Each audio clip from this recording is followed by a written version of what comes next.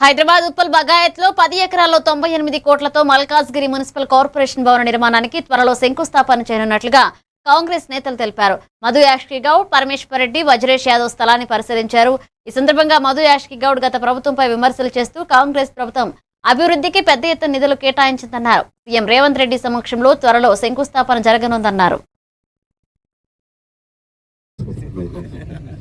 ఇవాళ మీ అందరికీ ప్రజలకు వివరించాలన్నా ఈ ఉప్పల్ బగాయతలో 100 కోట్లతో అతి త్వరలోనే ముఖ్యమంత్రి ద్వారా ఇక్కడ కార్యాలయం ఏర్పాటు జరగబోతుంది. కాబట్టి పగటి దొంగలు చాలా ఉన్నారు, గులాబీ చొక్కాలు వేసుకొని తిరుగుతూ ఉంటారు.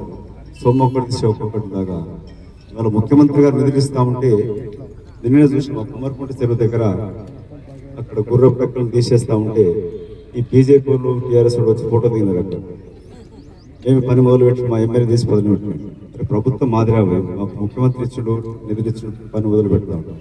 అందుకే పరమేశ్వర్ అంటే అన్న మనం ఇది ప్రజలకు వివరించాలి, ప్రజలను తెలియపరచడం అవసరం ఉన్నది. ఈ ప్రాంతం ముఖ చిత్రం ఏ విధంగా మారబోతుంది అనేది ఈ పగటి దొంగలు వచ్చి గులాబీ చొక్కలు బీజేపీ రంగు చొక్కాలు వేసుకొని వచ్చి తిరిగే కన్నా ముందే మీ అందరికీ వివరించిన ఉద్దేశంతో వచ్చినాం.